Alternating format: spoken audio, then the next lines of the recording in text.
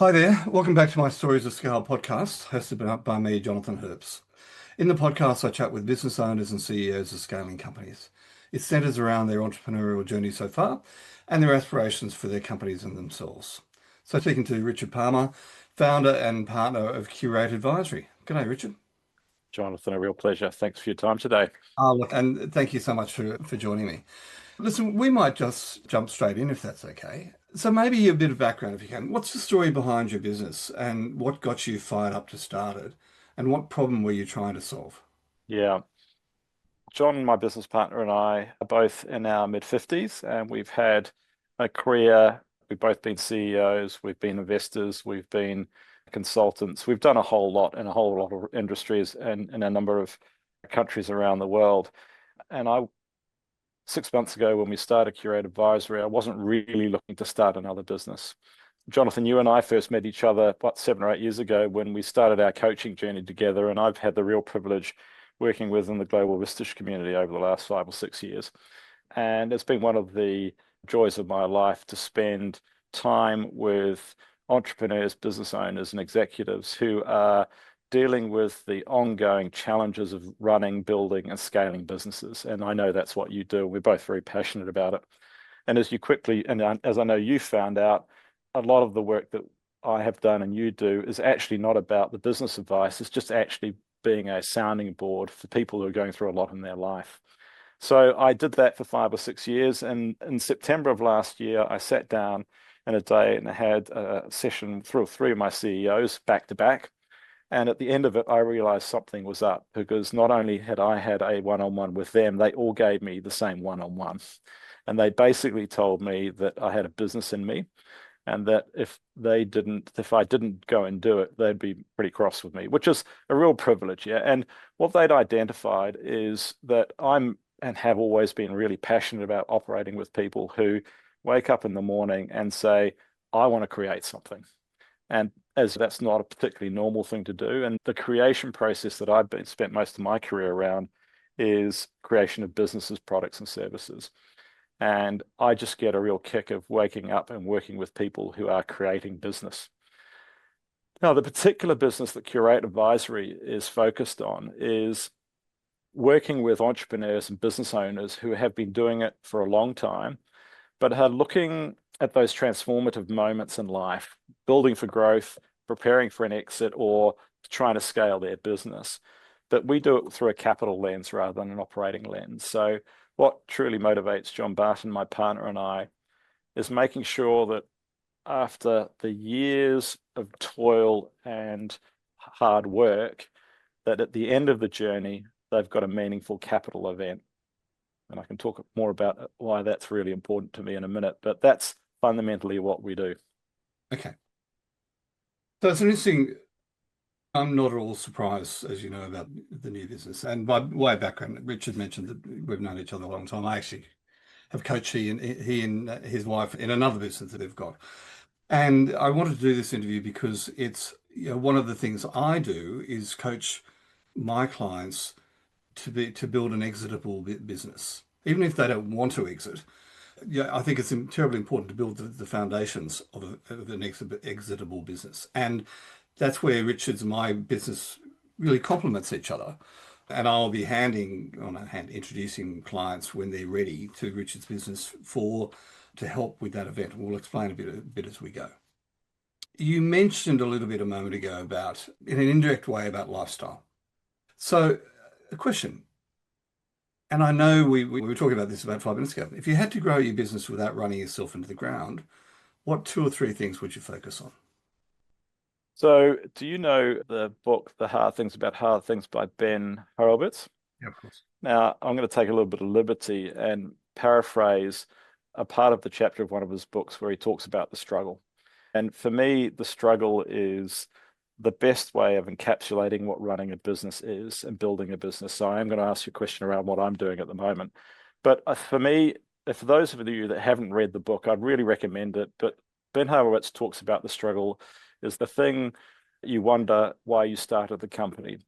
you wonder why the employers think you're lying and you think they might be right. The struggle is where you believe you shouldn't be the CEO of your company.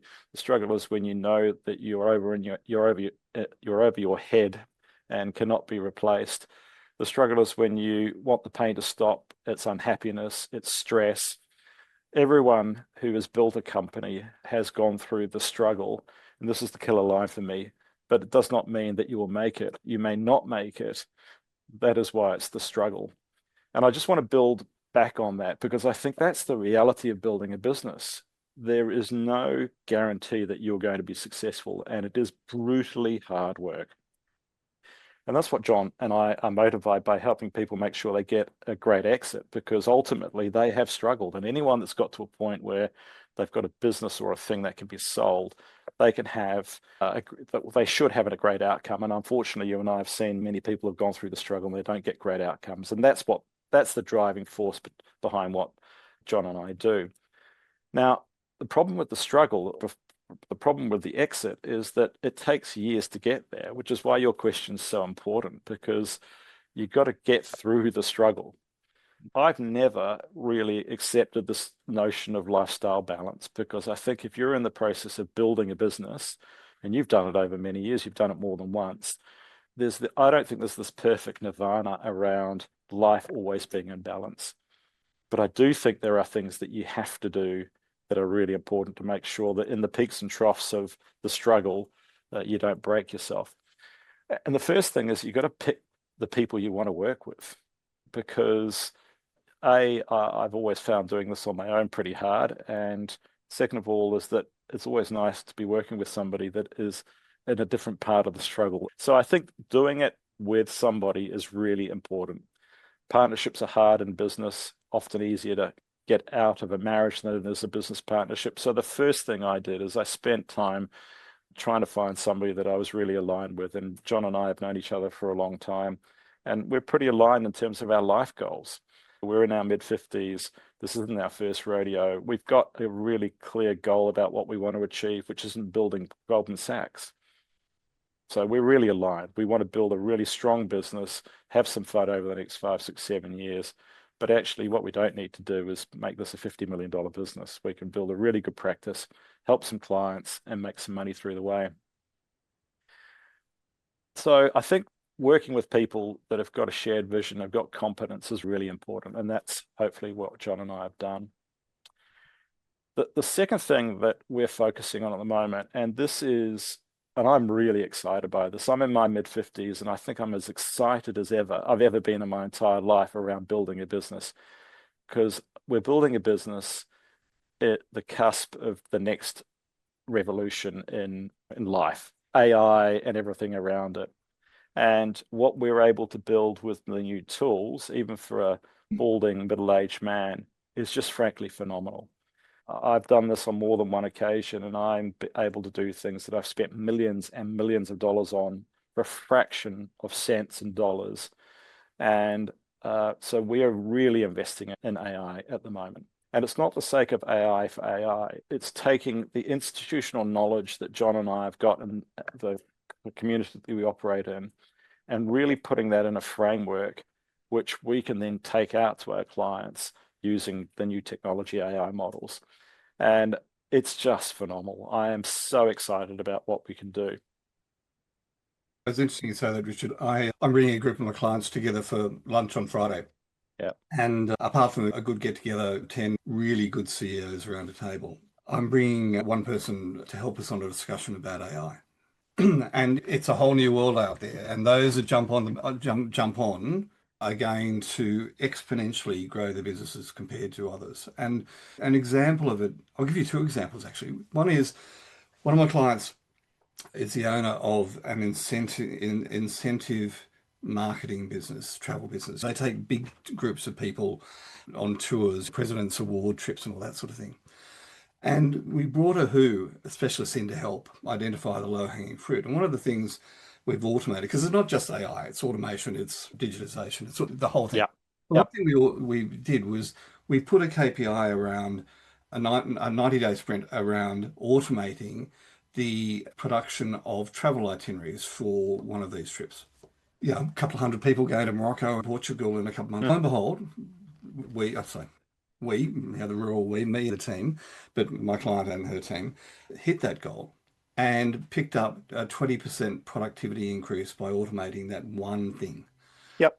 And, that's not about replacing staff. That's allowing her staff to actually focus on providing the wow for the client, actually spending more time at the client facing rather than doing head down drudge automation or administration, I should say. Yeah. And we're now setting with all my clients, we're setting 90-day, 6-month, 12-month real KPIs and goals as to the percentage of the business that we automate to allow the staff to focus on generally on customer facing or strategic initiatives. Yeah, I love it. I think that's exactly right. Look, I don't think anyone really knows where this AI revolution is going to take us. And I think many of us have got some concerns about where it could go. In the short term, I think there is just such huge opportunities. And I love the notion of setting small, attainable goals. Just building on what you've said, one of the businesses I'm operating in, where we've identified the need to take essentially 2 full-time equivalent people out in terms of capacity, not people, Yep. and to do exactly what you are doing. And we've managed to do that as well. Just coming back to our business, what does that mean? What does it mean in practice for us? It means that actually we probably don't need to hire the 28-year-old analyst anymore. The job that I used to have, now there's an issue there for all of us in professional services, because the work that I can do with the engines allows me to do the valuation, all the market analysis that an analyst would do really quickly and at a level which is probably just as good. But we are going to be hiring those people, but what we want them to be doing is engaging with the client, because the real conversation is around the dining room table with our clients, which is actually what are the kids doing? What's the wife doing? What's the husband doing? How do you manage the fact that the wife who's been running this business for 20 years has made massive sacrifices and there's stuff going on? They're the things that actually, as advisors, that we can, with our experience, help them get to a point where not only have they got a valuable company, but they can actually do something with it and they can build a life on it. Exactly. And an AI engine is never going to be able to do that. Well, can't do that for the foreseeable future, and we can. And that's the point I make about an exitable company. It doesn't mean they have to sell, No, but it that's can right. be the founder or co-founders can step back and actually get a life. I agree. Yeah, that's exactly right. So look, that's the second thing we do. And then the third thing is sell. Yep. Is just sell. And I've never been, I character myself in the sales continuum as somebody that has really enjoyed account management. And I've never been somebody that's been particularly comfortable going out and just selling, but I'm loving selling at the moment, Jonathan. I'm absolutely loving it because I can see that the proposition that we're putting to our clients, our prospective clients, they're really engaging with. And we've had a very successful 2 or 3 months, and we've had this choice as to whether we stop selling and deliver. And I don't think John and I, both he and I, are of the view, keep selling. Yeah. We will keep selling because actually, if we get 10 clients, we'll find ways of delivering really well. Yeah. Hey, listen, I asked you earlier about growing a business without running yourself into the ground. I'm just going to warn you all that I choose to work from home because I've got 2 young children. Richard's aware of that. And we're at bewitching hour when they're going to come running up the driveway from school. So if we get interrupted temporarily, I do apologize. Anyway. No, don't apologize. It's the most important thing. It absolutely is. Listen, what's one thing you've learned as a business owner that's completely changed how you operate? That's a great question. I think, and there's lots. I'm a fatally flawed character like most of us, and most of the lessons I've learned are around my fatal flaws. And one day we'll sit over a beer and we can talk about what they are. But I think the most important thing, I came from a transactional background, so I've been selling and buying businesses for a long time. I've worked in very large corporates, and I've always loved the chase and always loved the transaction. And it took me probably 15 years to realize that actually doing the deal was the easy part. The hard part was actually working with the people to make sure the deal was the right deal and that the impact of the transaction was positive, both because we either bought the right thing or sold the right thing. And I think I learnt that probably a little later than I could have. To paraphrase, it's the people, it's the people, it's the people.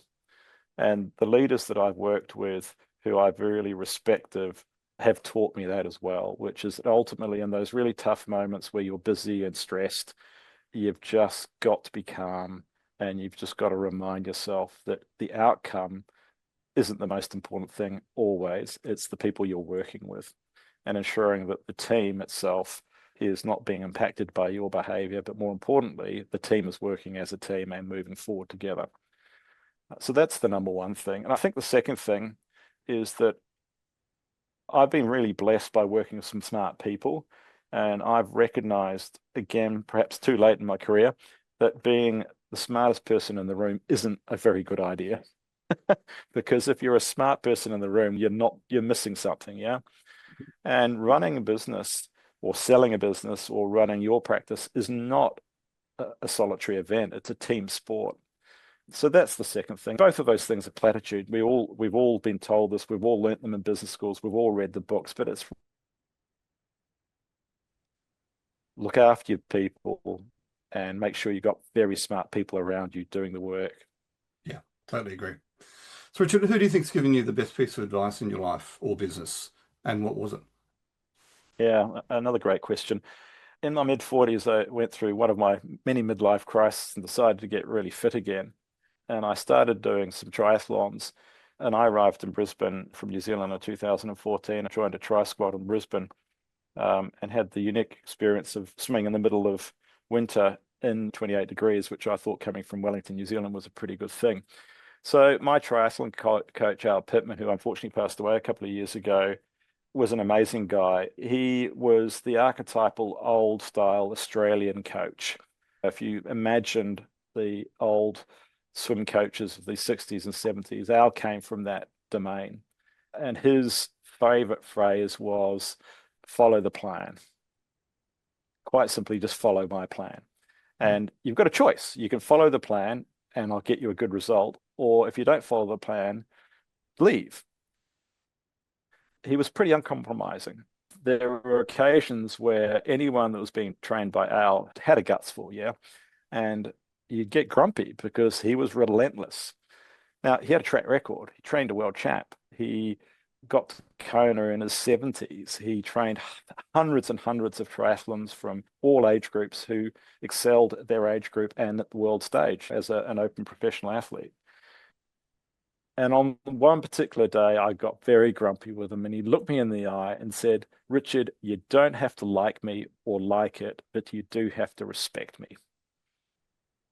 And I just paused and thought, and I think one of the things that taught me was that you don't always have to like the message, but when you've got a track record of delivering as Al did for the decades that he did at the highest level, and there was method in his madness. He was consistent.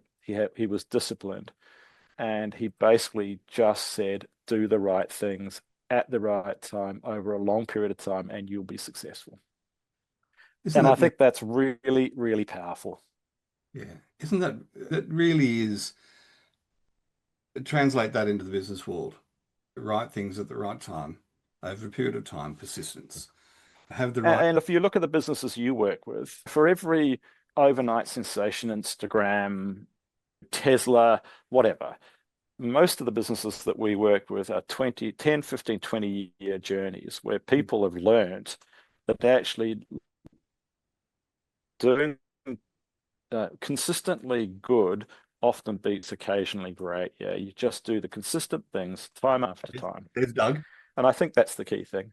Hey, Doug, lovely to see you. There's one other thing. I lost my father. I lost my father last year. He had a good innings. He was 89. He was a successful CEO in the public service and had a very good successful corporate career. When he passed away, his 18 grandchildren all came home. And they were all over the world. Why did they came home? Because actually the thing he invested in when he retired was his grandchildren. Sorry, Richard. He is probably building success. That's all good, mate. Yeah.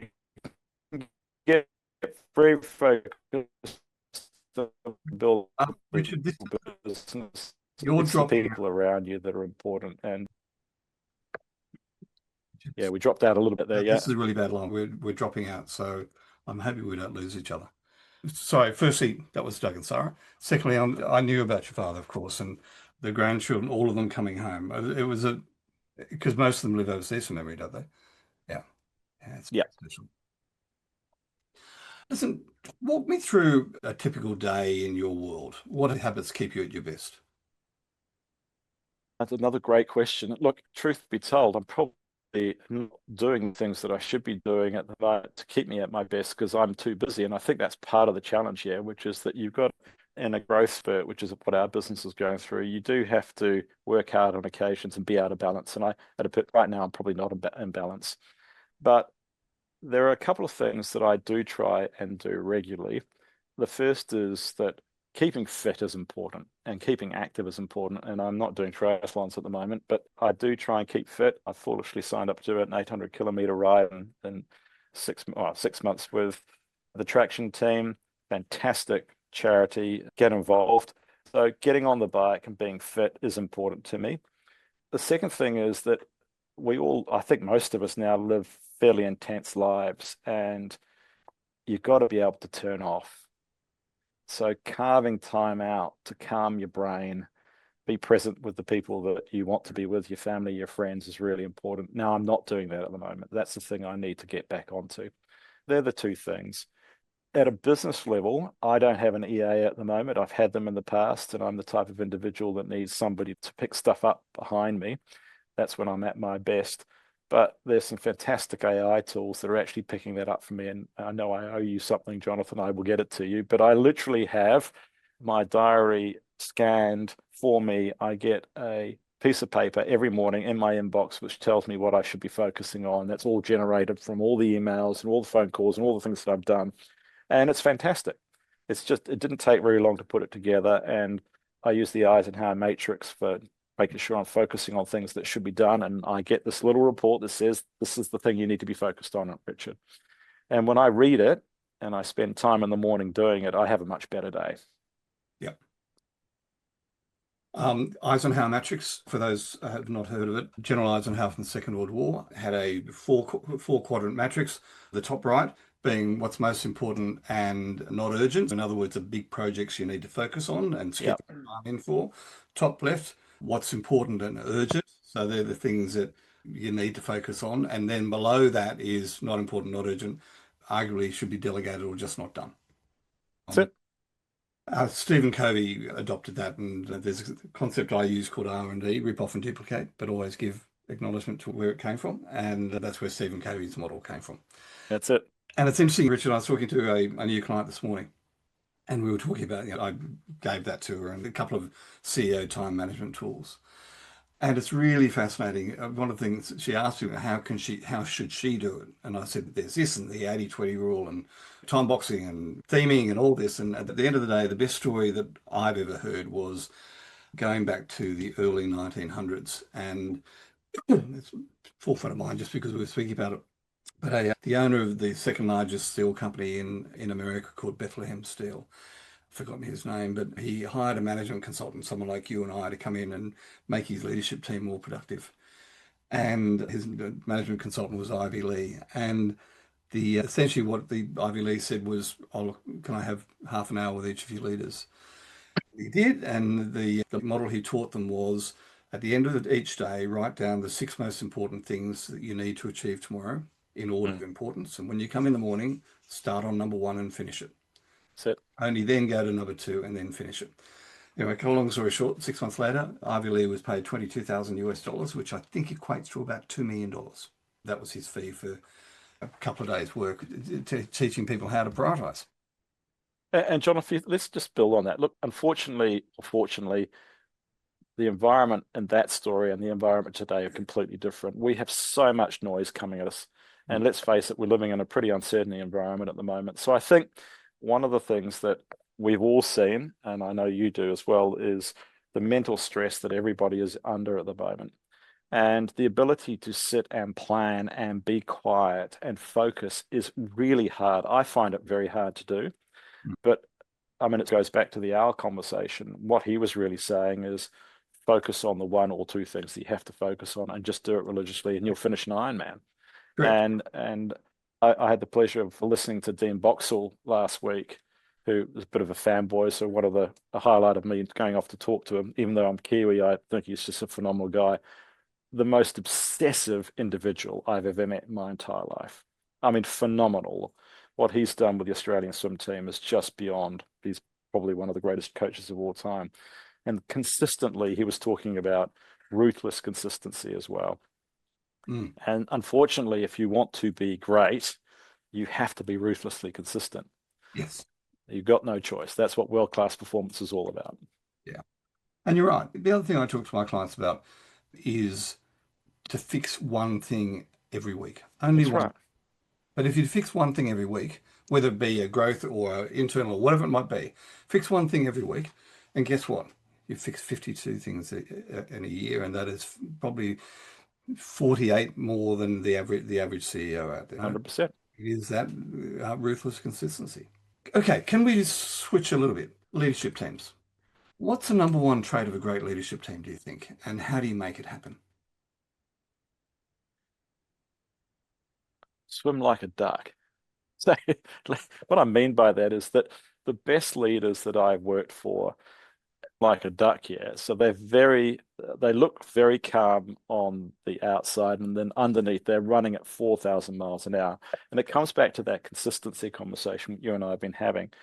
And I think that leading people is all about just making sure that your team has no surprises about your behavior.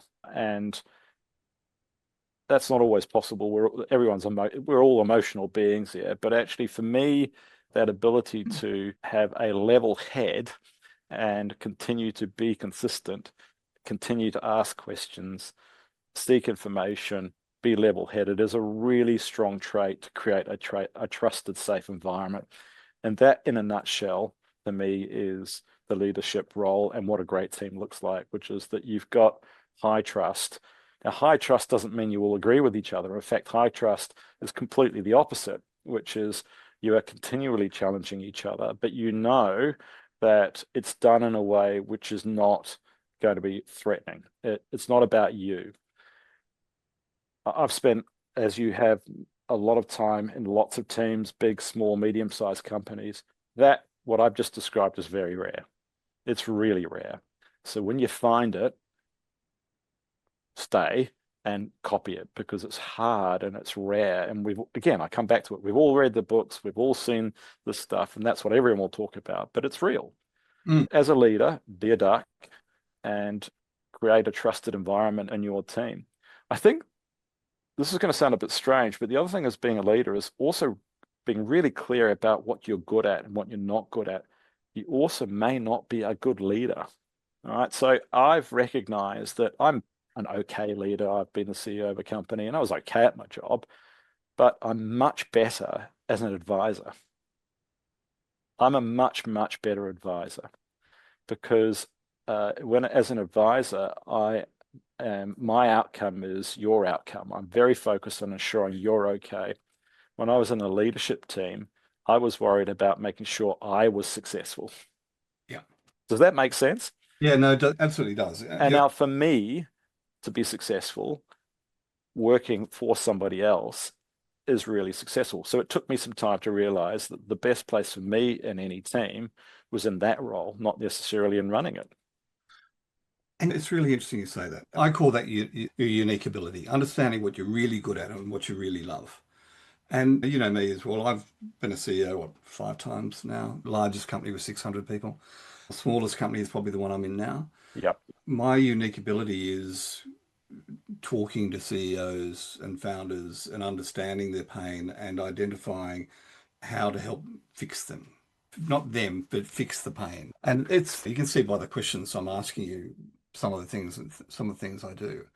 But as a CEO of my business, I'm like you. I've got a number of assistants in different parts of my business, but one of them is predominantly focused on keeping me doing the right things That's it. because it's so easy to shift off. And I mentioned I've got this lunch with clients on Friday. For me, that's the best part of my week, month, year, probably. Mm. Bringing, in this case, 10 of my clients together in one room and just facilitating a conversation. So I absolutely get that. Yeah, it's fantastic. I'm going to throw a little bit different again. So I'm very aware of you, obviously your family dynamics. We have you, your business, Brisbane, your wife, a lovely wife in northern New South Wales with her. Yep. You've got kids overseas. Yeah. How do you keep your personal life intact while leading and growing this business? This is a question for my wife, not for me. Look, I think it's not easy, yeah. And I come from a sheep farming family in New Zealand, and my mother was the daughter that didn't stay on the land. So we were the city family, and her three brothers and all the cousins ended up being farmers in New Zealand. They all sold land a long time ago, and Lynn and I bought some 5 years ago, and they just laughed because they basically said, "What did you learn?" And we bought it into Australia as well. Look, we're very fortunate in that Lynn had a really successful career in corporate banking around big teams, 3,000 people and more. And she's probably worked harder in the last 5 years running a very small agricultural wholesale nursery business. And it's the struggle. We're going through the struggle, and we absolutely are going through the struggle. And I'm now building my own business. And I left home at 4 o'clock this morning to get to a client meeting at 7. So it's not easy, Jonathan. And I think the key thing here is that we still like each other, but more importantly, we've got to carve time out to be. And part of that is spending time with family too. Again, one of the things that I learned during the Vistage coaching that I did, and I met some phenomenal coaches. And there is an old coach in Brisbane, Barry Outfold, and for those of you in the Brisbane area, I suspect you met Barry. He was just one of the most amazing human beings. And he said the first thing you do is you make sure that all your CEOs are taking a break every 3 months. And if they're not doing that, fire them. Yep. And because if you're not taking time out, and it's not just the CEO, I think it's anybody, you've just got to take time out to be with the people that you care for. And so Lynn and I we took a week off a week ago. It was probably the first break we'd had in 4 months, but we need another one. So I think that's something we need to do much more of. It's something I know you're pretty good at. And it's something that I nag my clients about. Absolutely. And it's right. Now, we're not always able to go on the fancy overseas holiday, but drive to the beach. We're in a beautiful country with some amazing places. Take some time out. Lynn's much better at this than I am. She doesn't really bring work home, which is hard because we live on a farm. I was going to say. But look, I think that's something that if I could practice and be better at, I would. I find it much more difficult to turn off. But finding something that gets your head out of all the things that you need to do on a work basis is also important. So it's a struggle. I don't think I've cracked this one yet, and maybe in 30 years' time when I shuffle off the mortal coil, I would have cracked it. But until then, we'll keep working on it. Yes, it is a hard one. It is a hard one. Okay, practical things. One of the things my listeners love, what books, podcasts, tools, resources would you recommend to business owners? Find every blog, every thread, every TikTok you can on AI, and just embrace it. Break stuff, sign up for accounts, spend your $30, create something, never go back to it. Just embed yourself in the technology. Go and talk to people who are not in your community or your age group or your ethnic group and just find out what they're doing, because we are going through something that is going to fundamentally change the world that we operate in. And there are so many good practical content about AI out in the ether at the moment. So I could recommend 10, but there's 1,000 others. The key thing I'd say is just embrace it. I had a friend of mine, his wife called me and she had a go at me.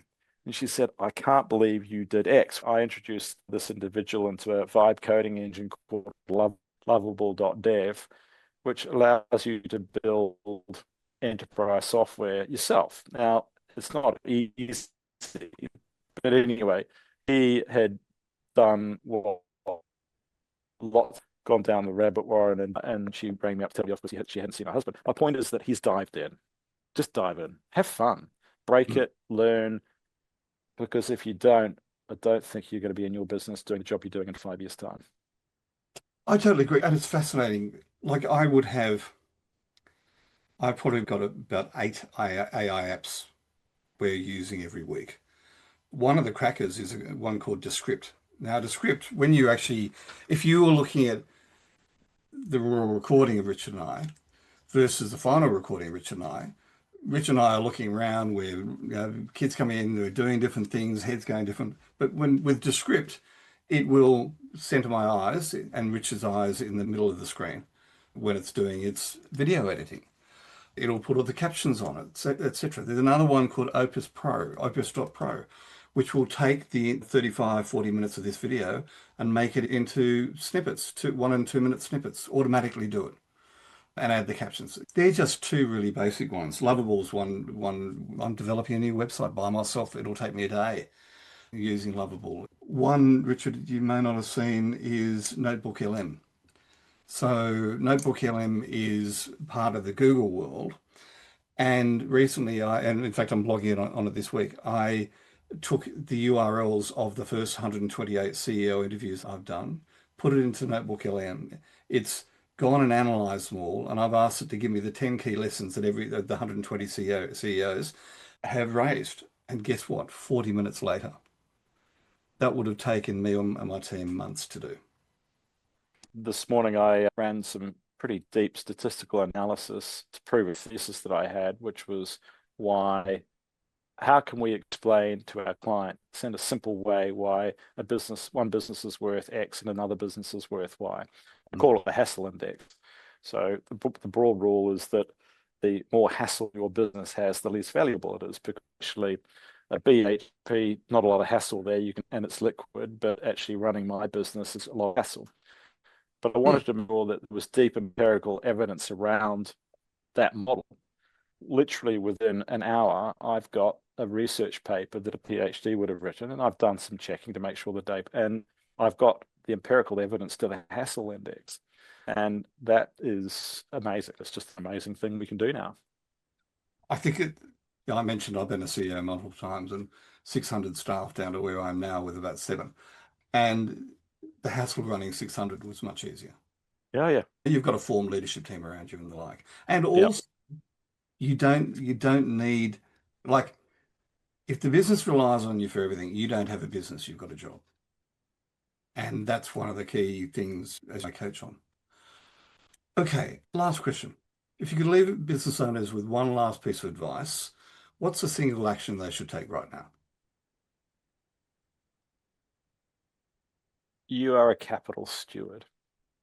Now, what I mean by that is that, yes, you're running a business. Yes, you've got clients to serve and staff to manage and outcomes to get to ensure that you're in business tomorrow. But fundamentally, first and foremost, you're a steward of the capital that you're putting into the business. And every individual, whether it's be sweat equity or bank debt or equity that you physically put in, you have put capital into that business. And as a capital allocator, which is essentially my job, people who are running businesses often forget they've invested very heavily in the business and the capital they put in, and they don't get the outcome at the end. And this goes back to the original point I made earlier, which is that there are too many people that come to the back end of their careers and they haven't thought about being a capital steward in the capital event. And if John and I could do one thing, that one thing being seeing 4, 5, or 6 of our clients thinking about being capital stewards every day of running their businesses, then we're successful. Because when they do that, they become very obsessed around cash. They become very obsessed around you understanding the economics of their business. They become very obsessed about driving risk out of their business. And they become very obsessed about making sure they're delivering great service and great products and services to their clients and getting good outcomes, because they know if they do that, their firm's worth more. And that's essentially what we coach, which is elevate yourself from being in the business, being busy, to being a capital allocator, and understanding that your job as the leader is not only to manage a team, but to manage the capital base of your business. So find people around you in your community that understand that, and work really hard at generating more cash at less risk, because if you do that, you've got a more valuable business and you will sell it. Great advice. Richard, thank you. It's my absolute pleasure. It's always a pleasure talking to you. Always great to speak to you. Thanks very much for your time, Jonathan, and I appreciate your questions.